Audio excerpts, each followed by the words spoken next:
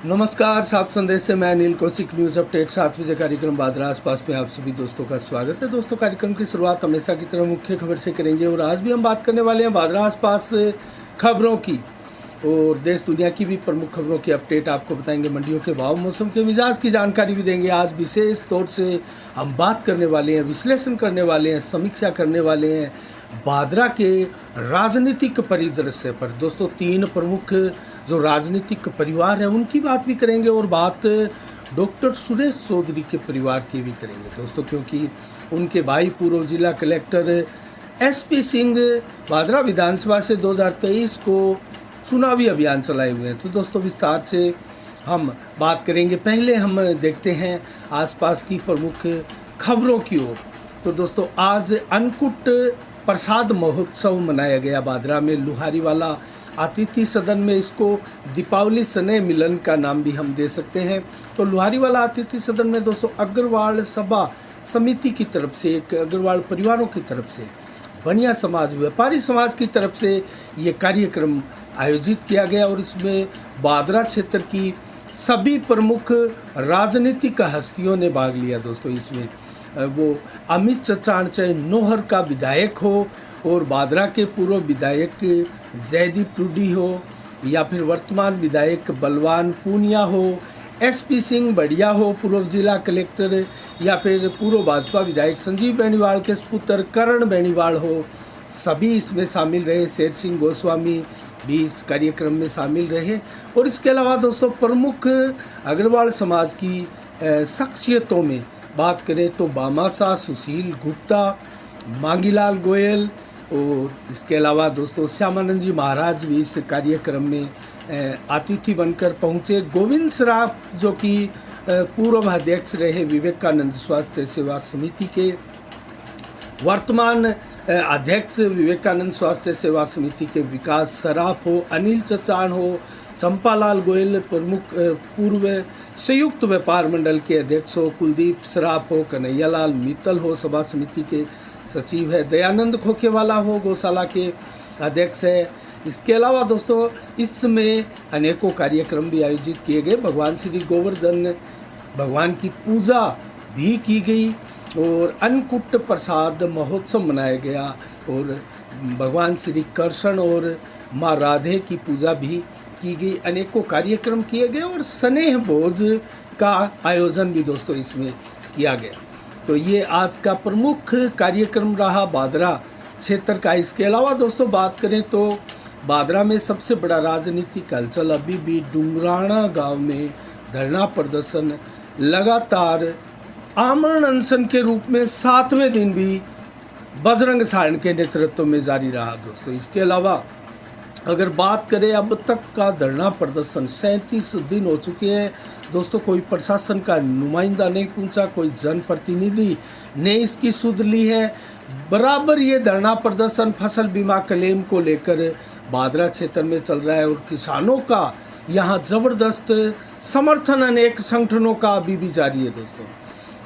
रोज़ाना यहाँ नए किसानों से जुड़े हुए सामाजिक संगठन जो है, धार्मिक संगठन जो है, वो लगातार अपना समर्थन इस धरना प्रदर्शन को देते जा रहे हैं। और दोस्तों बजरंग सहारण ने कहा है कि जब तक मांगे पूरी नहीं होती ये धरना प्रदर्शन अनवरत इसी प्रकार से जारी रहेगा। और दोस्तों बजरंग सहारण को किसानों ने जो आमरण अनशन है उस पर नहीं बैठने दिया दोस्तों। इसका आप अगर रीज़न समझेंगे तो कहीं ना कहीं नेतृत्व करता है, नेतृत्वकर्ता को प्रशासन और स्थानीय जनप्रतिनिधि किसी गंदी राजनीति का भी शिकार बना सकते हैं। इसको लेकर बजरंग सहारण को इससे अलग रखा गया है, लेकिन नेतृत्व अभी भी बजरंग सहारण ही कर रहे हैं।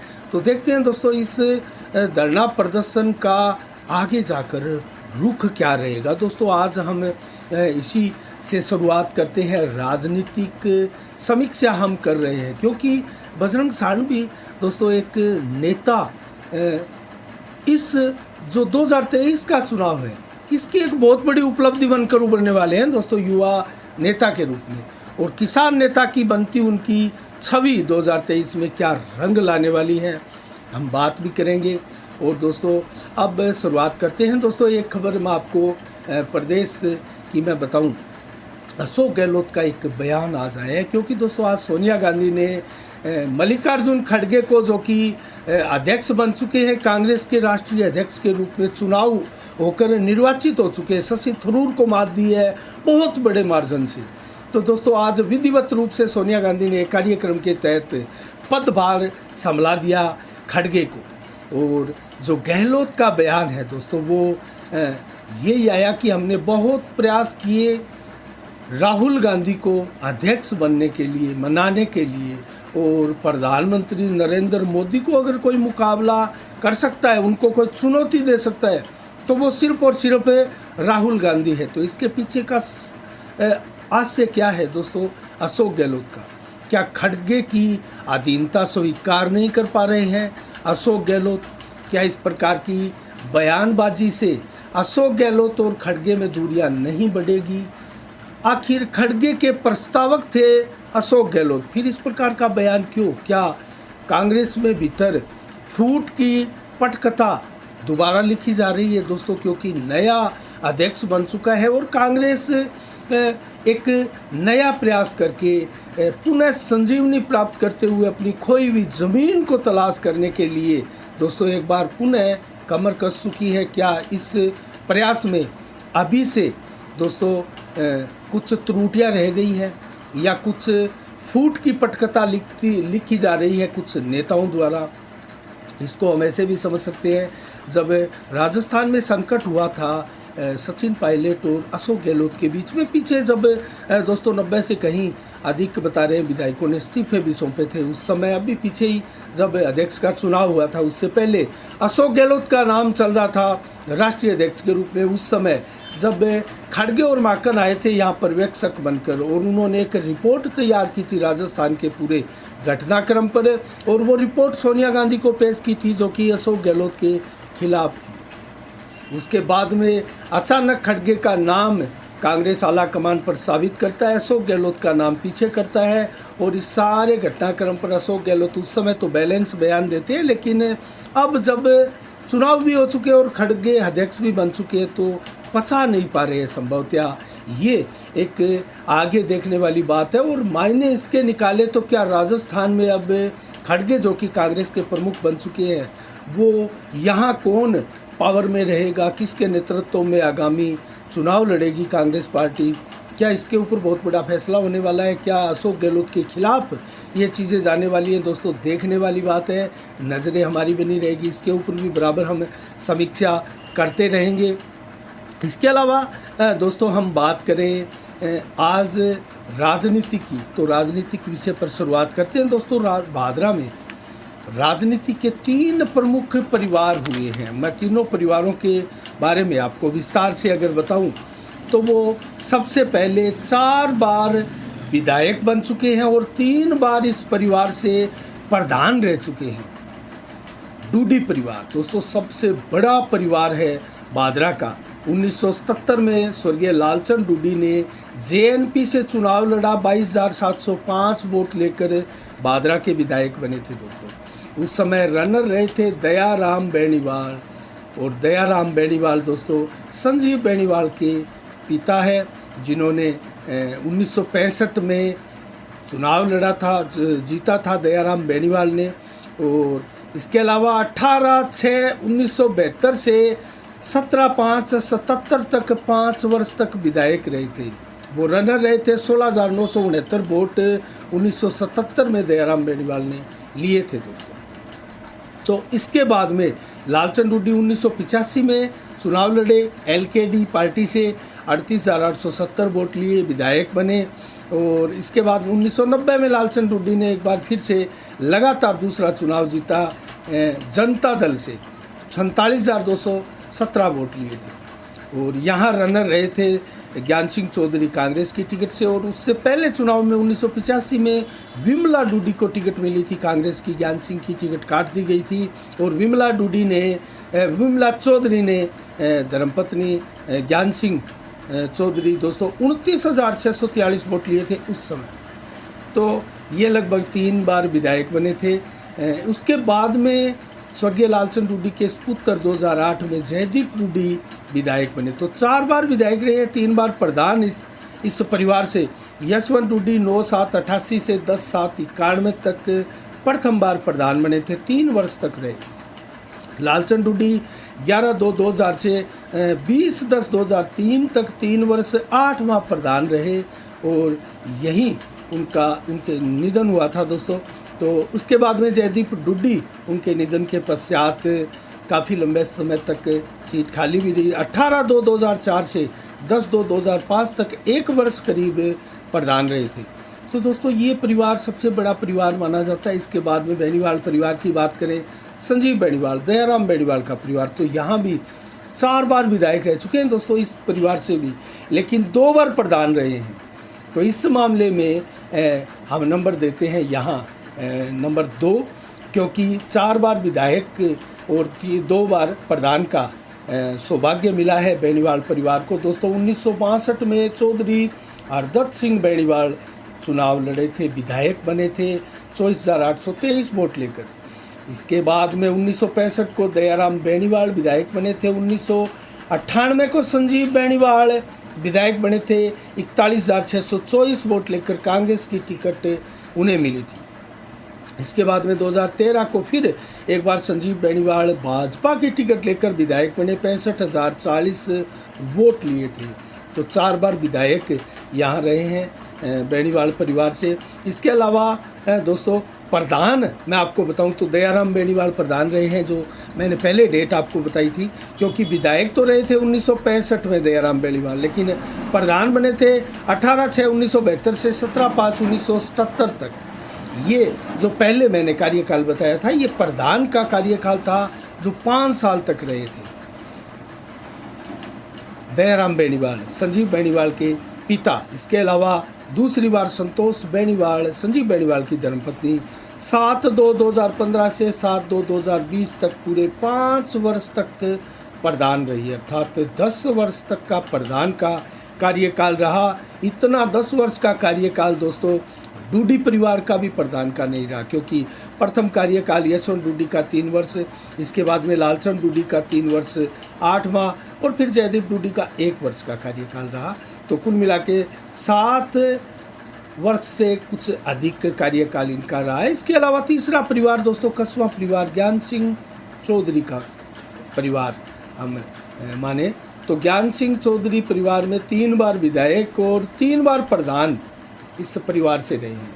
इस परिवार की अगर बात करें तो दोस्तों इस कस्बा परिवार में 1972 में ज्ञान सिंह चौधरी स्वयं पहली बार कांग्रेस की टिकट से 34,554 वोट लेकर विधायक बने थे। यहाँ यशवंत डूडी चुनाव लड़े थे दोस्तों, पहला चुनाव जो है डूडी परिवार से पहला चुनाव यशवंत डूडी लड़े थे, 28,887 वोट आए थे। उसके बाद में कहीं जाकर लालचंद डूडी नेता बने थे। सबसे पहले यहाँ यशवंत डूडी बने थे, हालांकि सरपंच धनाराम चौधरी भी रहे हैं इनके, जो लालचंद डूडी के पिता हैं वो। इसके बाद में 1980 में ज्ञान सिंह चौधरी फिर एक बार कांग्रेस की टिकट से 29,765 वोट लेकर विधायक बने। यहाँ रिशाल सिंह पुनिया निर्दलीय रूप से इनके सामने आए, जिन्होंने 18,105 वोट लिए। तो दोस्तों रिशाल सिंह पुनिया भी एक राजनीतिक परिवार भादरा क्षेत्र का माना जाता है। तीसरी बार 1993 में दोस्तों ज्ञान सिंह कस्बा जो है निर्दलीय विधायक बने थे भादरा के। तो 1993 को दोस्तों यहाँ निर्दलीय विधायक बने थे ज्ञान सिंह चौधरी और 45,875 वोट प्राप्त किए थे। और स्वर्गीय लालचंद डूडी यहाँ भाजपा की टिकट प्रथम बार लेकर 30,277 वोट उस समय भाजपा की टिकट से लालचंद डूडी ने लिए थे दोस्तों। इसके बाद में ये 3 चुनाव रहे ज्ञान सिंह चौधरी के, तीनों में विधायक बने ज्ञान सिंह चौधरी। और इसके बाद में अगर प्रधान की बात करें इस परिवार से तो प्रताप सिंह कस्बा यहाँ पहली बार 9/2/1965 से लेकर 18/2/1968 तक 3 वर्ष प्रथम बार प्रधान बने थे दोस्तों। उसके बाद में प्रताप सिंह एक बार फिर दोबारा प्रधान बने 1/1/82 से लेकर 3/7/1988 तक, और यहाँ लगातार 6 वर्ष तक प्रधान रहे प्रताप सिंह। इसके बाद में विमला चौधरी जो कि ज्ञान सिंह चौधरी की धर्मपत्नी थी, वो प्रधानमंत्री 17/2/1995 से 2/1/1998 तक 3 वर्ष तक के लिए। उसके बाद में उनका निधन हो गया था दोस्तों। और ये बादरा कस्बे, बादरा विधानसभा क्षेत्र की बहुत बड़ी क्षति इसको माना गया। और बड़े बड़े नेता दोस्तों बादरा में उस समय पहुंचे थे, क्योंकि ज्ञान सिंह चौधरी के परिवार में विमला चौधरी की एक बहुत शानदार छवि थी दोस्तों। एक आयरन लेडी के रूप में, एक दबंग लेडी के रूप में विमला चौधरी को बादरा के राजनीतिक इतिहास में जाना जाता है। तो ये परिवार है, 3 बार विधायक, 3 बार इस परिवार से प्रधान रहे हैं। इसके अलावा दोस्तों हम बात करेंगे, क्योंकि इन परिवारों का, अगर ज्ञान सिंह चौधरी के परिवारों की बात करें तो राजीव कस्वां जो कि प्रताप सिंह कस्वां के सुपुत्र थे, 2013 में दोस्तों बीजेपी की टिकट भी मांग रहे थे। एक बड़ा चेहरा था, अच्छी खासी मेहनत कर ली थी, बड़ी बड़ी सभाएं भी की थी, सुपर हिट सभाएं थी, लेकिन यहाँ ज्ञान सिंह चौधरी का जो मोह था वो कम नहीं हुआ और वो अड़ गए कि मैं भी चुनाव लड़ूंगा। तो एक परिवार से 2 चुनाव लड़ना दोस्तों कहीं ना कहीं बादरा की जनता कतई इस चीज़ को स्वीकार नहीं करती हैं। और ये बात हम डॉक्टर सुरेश चौधरी परिवार के लिए भी बात करेंगे दोस्तों।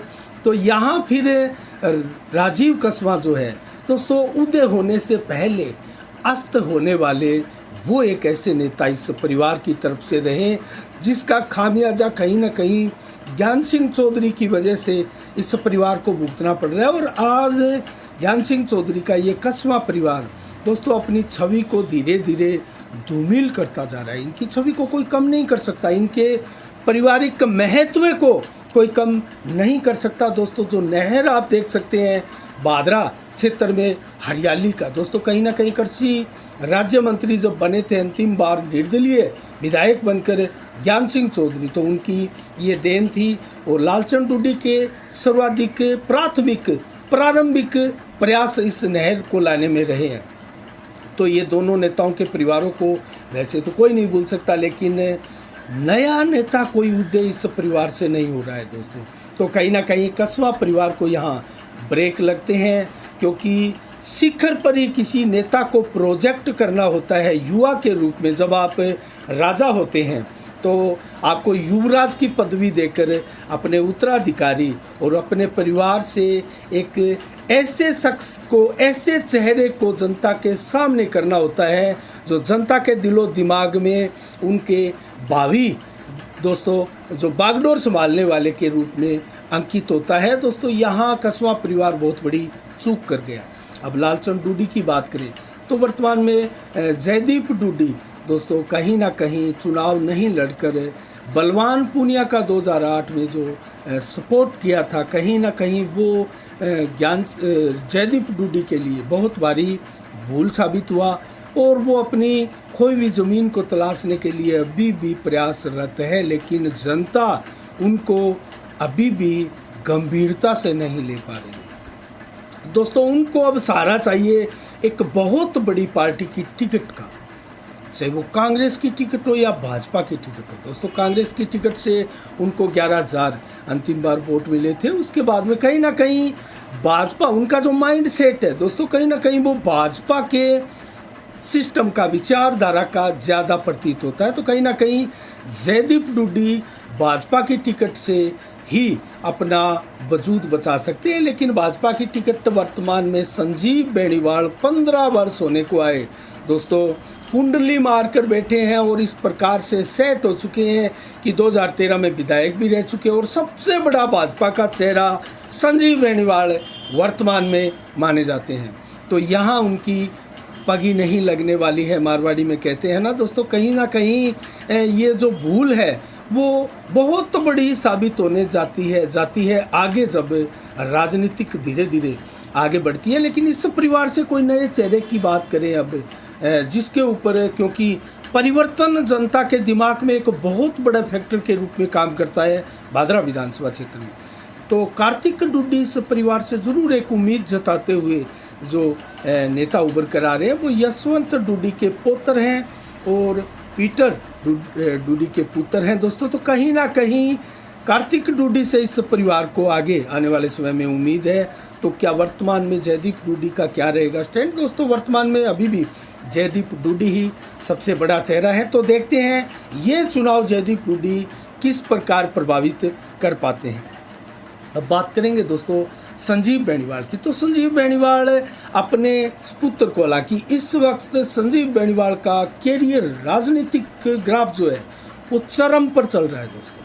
सबसे अग्रिम पंक्ति के सर्वोच्च लीडर, सबसे गहराई वाले, सबसे दमदार नेताओं में नाम शुमार है। लेकिन आने वाले वर्षों में क्या यहाँ भी कोई, अगर संजीव बेनीवाल के बाद देखें तो कोई ऐसा नेता है? लेकिन दोस्तों करण बेनीवाल उनके पुत्र के रूप में एक प्रकार से राजनीतिक पदार्पण उनका हो चुका है। भाड़ी से पंचायत समिति सदस्य के रूप में वो चुनाव लड़े, पिछला चुनाव, और जीते भी हैं। तो वो बीच बीच में संजीव बेनीवाल के प्रतिनिधि के रूप में पहुंचते भी हैं। तो एक छवि एक अपने परिवार की वो कायम रखने के लिए अब कमर भी कस रहे हैं और परिपक्व भी हो रहे हैं, और संजीव बेनीवाल की राजनीति से बहुत कुछ सीख भी रहे हैं। जैसी उनकी संबोधन कला है वो कहीं ना कहीं संजीव बेनीवाल से प्रेरित होकर भी हम देख सकते हैं। इसके बाद में बात करें दोस्तों बढ़िया परिवार की, डॉक्टर सुरेश चौधरी के परिवार की। 1993 में दोस्तों 1993 में यहाँ शुरुआत हुई थी कांग्रेस टिकट से सुरेश चौधरी की। युवा नेता थे दोस्तों, कॉलेज की राजनीति से जयपुर से बादरा आए, और लगभग 1992 में उनकी एंट्री हुई थी बादरा में दोस्तों। तो लगभग 30 वर्षों का राजनीतिक कैरियर उनका मान सकते हैं, और उनके साथ ही लगभग संजीव बेनीवाल का राजनीतिक कैरियर है। तो दोनों ही नेता 30 वर्षों का राजनीतिक कैरियर उनका हो चुका है। बात कर रहे हैं डॉक्टर सुरेश चौधरी की। तो डॉक्टर सुरेश चौधरी ने कांग्रेस की टिकट से 1993 में चुनाव लड़ा, 22,000 कुछ वोट प्राप्त किए, अर्थात 23,000 वोट इन्होंने प्राप्त किए दोस्तों। लेकिन उसके बाद में क्या हुआ, 1998 का चुनाव नहीं लड़ा डॉक्टर सुरेश चौधरी ने, कुछ बीच में गैप आया, लेकिन लगातार सक्रिय जरूर वो रहे थे, बीच में जयपुर भी चले गए थे। उसके बाद में 2003 में, जब 2000 में एक बादरा में एक युवक ने युवती को चाकुओं से गोंद कर दोस्तों स्कूल परिसर में हत्या की थी, तो वहाँ उसके बाद में बवाल हुआ, खुद ने भी आत्महत्या की, और बादरा क्षेत्र में कर्फ्यू लगा, दंगा हुआ, आंदोलन हुआ, और दोस्तों 8 दिन तक बादरा कर्फ्यू की आग में झुका रहा। तो दोस्तों इस आंदोलन से नेता बने डॉक्टर सुरेश चौधरी, और चर्चित हुए क्योंकि लालचंद डूडी भी इस का नेतृत्व कर रहे थे। लेकिन डॉक्टर सुरेश चौधरी ने इस नेतृत्व को अपनी काबिलियत के बल पर छीन लिया था दोस्तों, क्योंकि युवा नेता थे, और उस समय जोश उनका एक युवा राजनीति करते हुए जब बादरा में पदार्पण किया, और दोस्तों 93 का चुनाव भी लड़ा था, तो लगभग उनको अनुभव हो चला था और किस प्रकार से राजनीति में अपना वजूद बनाना है, किसी सिस्टम को हायर करना है, तो कैसे किसी बड़े दिग्गज नेता को पटखनी देनी है, ये सारी चीज़ें जानते थे। तो दोस्तों उस समय गांधी पार्क में ही सभी नेताओं की मीटिंगें बैठ के सभाएं होती थी, और यही शक्ति प्रदर्शन का एक मात्र शक्ति स्थल था बादरा क्षेत्र में दोस्तों। तो वहाँ से डॉक्टर सुरेश चौधरी ने एक बहुत बड़ी सभा की, और उसके बाद में नेतृत्व का बिगुल फूंक दिया, और उसके परिणाम स्वरूप 2003 में जब विधानसभा चुनाव हुए तो डॉक्टर सुरेश चौधरी ने 37,000 वोट लेके विधायक बने, प्रथम बार निर्दलीय के रूप में। यहाँ टिकट नहीं मिली दोस्तों किसी भी पार्टी की डॉक्टर सुरेश चौधरी को, लेकिन यहाँ जब वो विधानसभा का चुनाव लड़ रहे थे तो विधायक बने 2003 में। उस समय मैं बात बताऊँ आपको तो बलवान 2003 में डॉक्टर सुरेश चौधरी को 37,993 वोट मिले थे दोस्तों। बिमला डूडी यहाँ चुनाव लड़ी थी, लालचंद डूडी की धर्मपत्नी। एक लालचंद डूडी की निधन के पश्चात दोस्तों समझा जा रहा था कि यहाँ सिंपैथी मिल सकती है डूडी परिवार को, लेकिन 33,327 वोट भी लिए दोस्तों, ज़्यादा डिफरेंस नहीं था यहाँ 37,000 और 33,000 में। तो यहाँ रनर रही थी, चुनाव हार गई थी बिमला डूडी। संजीव बेनीवाल को कांग्रेस की टिकट मिली थी, और संजीव बेनीवाल ने भी यहाँ 28,437 वोट लिए थे दोस्तों। 3 नंबर पर पहली बार संजीव बेनीवाल यहाँ रहे थे। उसके बाद में बात करें दोस्तों डॉक्टर सुरेश चौधरी की, तो डॉक्टर सुरेश चौधरी ने उसके बाद में कुछ दूरी बनाई, 2008 का चुनाव नहीं लड़ा और 2013 के चुनाव में फिर वो एक बार बीजेपी की टिकट की लाइन में थे दोस्तों। और यहाँ प्रमुख दावेदार भी थे, यहाँ ज्ञान सिंह चौधरी भी दावेदार थे, अशोक सैनी भी दावेदार थे और यहाँ डॉक्टर सुरेश चौधरी भी दावेदार थे। कुल भाजपा की टिकट मांगने वाले 14 चेहरे छोटे और बड़े मिलाकर थे। राजीव कस्वां भी यहाँ दावेदार थे। लेकिन यहाँ दोस्तों एक ही परिवार देखें तो ज्ञान सिंह चौधरी, क्योंकि इस परिवार से कहीं ना कहीं डॉक्टर सुरेश चौधरी का भी इनडायरेक्टली जुड़ाव है, तो यहाँ राजीव कस्वां, ज्ञान सिंह चौधरी और डॉक्टर सुरेश चौधरी, दोस्तों यही रीज़न रहा कि यहाँ सभी चेहरों को नकारते हुए भाजपा आला कमान ने संजीव बेनीवाल को बीजेपी की टिकट सौंप दी और सभी 14 चेहरों को नकार दिया और यहाँ संजीव बेनीवाल विधायक भी बने थे।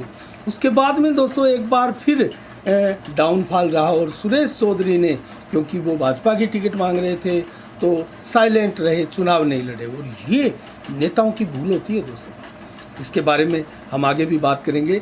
उसके बाद में जयदीप डूडी 2008 को चुनाव लड़े थे, लेकिन सुरेश चौधरी की बात करें तो सुरेश चौधरी दोस्तों उसके बाद में चुनाव नहीं लड़े थे और उसके बाद में उनकी धर्मपत्नी सरिता चौधरी चुनाव लड़ी थी, जो कि 3600 वोट आए थे, वो हार गई थी। उसके बाद में डॉक्टर सुरेश चौधरी लगातार प्रयासरत रहे, लेकिन चुनाव लड़े 2018 का, कांग्रेस की टिकट लेने में कामयाब रहे, 37,000 वोट लिए थे। यहाँ संभावनाएं व्यक्त की जा रही थी कि कांग्रेस की टिकट की जमान जब्त भी हो सकती है, क्योंकि बलवान पूनिया भी यहाँ बहुत एक प्रकार से अग्रिम पंक्ति में चल रहे थे। संजीव बेनीवाल भी बड़े नेता थे इन दिग्गजों के बीच में। डॉक्टर सुरेश चौधरी ने तीसरे नंबर पर रहते हुए दोस्तों यहाँ 37,000 वोट प्राप्त किए, ये बहुत बड़ी बात थी। और इसके अलावा दोस्तों 19% वोट मिले थे डॉक्टर सुरेश चौधरी को। अब दोस्तों कुछ ऐसा एक एक्सीडेंट भी हुआ, डॉक्टर सुरेश चौधरी अस्वस्थ भी रहे, उनके पाँव में चोट लगी, उनके पाँव के बहुत बार ऑपरेशन भी हुए। अब वो ठीक है, लेकिन दोस्तों मैं फिर एक बार बात बताऊं आपको, तो किसी भी नेता की दोस्तों वहाँ जाकर आत्म संतुष्टि और आत्म बल टूट जाता है जब उस नेता को आप चुनाव नहीं लड़ने देते हैं या उनको आप मंच पर नहीं बुलाते हैं, कार्यक्रम आयोजित करते हैं, मंच पर नहीं बिठाते हैं, या आप मंच पर बिठाते हैं लेकिन उनको बोलने नहीं दिया जाता है, तो ये किसी बड़े नेता की एक प्रकार से बहुत बड़ी हार होती है। उनका आत्म बल टूट जाता है, उनका आत्मविश्वास इसमें टूट जाता है और वर्तमान में यही हो रहा है। डॉक्टर एसपी सिंह चुनाव लड़ रहे हैं दोस्तों। आगे विस्तार से, क्योंकि आज समय नहीं है, विस्तार से इस विषय पर हम समीक्षा करेंगे। और दोस्तों हम बात कहने जा रहे थे कि इन चुनाव में 2023 के विधानसभा चुनाव में क्या डॉक्टर एसपी सिंह को विधानसभा का चुनाव लड़ना चाहिए, क्योंकि अभी उन्होंने पत्ते नहीं खोले हैं, कांग्रेस में जाएंगे या बीजेपी में जाएंगे, निर्दलीय रहकर चुनाव लड़ेंगे या नहीं लड़ेंगे, तो अभी बहुत सा सस्पेंस है। लेकिन दोस्तों मारवाड़ी भाषा में एक कहावत है, चलते चलते मैं आपको बता दूं कि नेताओं के बारे में कहा जाता है, जो एक चला हुआ कारतूस होता है उसको बार बार चलाने से दोस्तों कुछ परिणाम नहीं निकलने वाले हैं, लेकिन जो नया हथियार, नया कारतूस होता है दोस्तों, उसकी मारक क्षमता, उसकी कैपेसिटी क्या है और उसका क्या स्वरूप है दोस्तों, कितनी उसकी मारक क्षमता, कैपेसिटी और उसकी कहाँ तक पहुँच हो सकती है, कितना वजनी है, कितनी वो मतलब प्रचंडता ला सकता है दोस्तों, ये सारा का सारा सस्पेंस होता है। लेकिन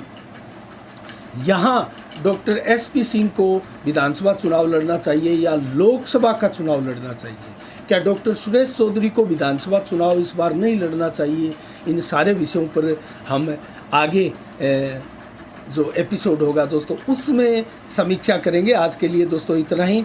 अब मैं आज के दिन के बारे में बताऊं तो आज 26 अक्टूबर को दोस्तों भाई दूज का त्यौहार धूमधाम से मनाया जाता है। दीपावली शांतिपूर्ण तरीके से संपन्न हुई है। 2 दिन तक चलेगा ये भाई दूज का त्यौहार, 27 तारीख को भी मनाया जाएगा। और इसके अलावा चित्रगुप्त पूजा भी दोस्तों कल 27 अक्टूबर को मनाई जाएगी। आज गोवर्धन पूजा भी मनाई जा रही है। तो दोस्तों आज का दिन क्या विशेष दिन है।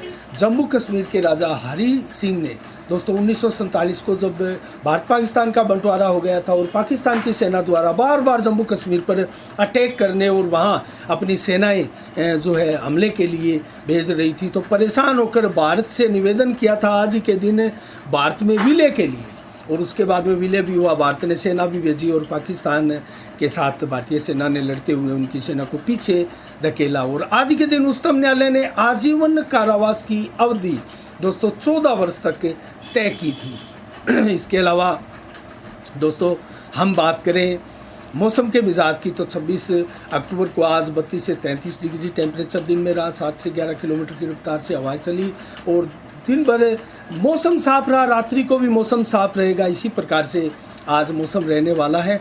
और 27 अक्टूबर को 21 से 30 डिग्री टेम्परेचर दिन में, 32 से 34 कल दोपहर को, 27 से 31 देर शाम को 7 से 14 किलोमीटर की रफ्तार से हवाएं चलेगी जो देर शाम तक चलती रहेगी। इसके अलावा दोस्तों नौर मंडी में नरमा 8650, सरसों 7400, ग्वार के भाव 6550, चना 4790, मूंग के भाव 6400, मोट के भाव 7125, अरंडी के भाव 6321, गेहूं के भाव 2375 रहे। और गंगानगर मंडी में नरमा 8925, गेहूं के भाव 2036, जौ के भाव 2600, ग्वार के भाव 6400, जबकि सरसों के भाव दोस्तों 7565 रुपये प्रति क्विंटल रहे। मूंग के भाव 6560।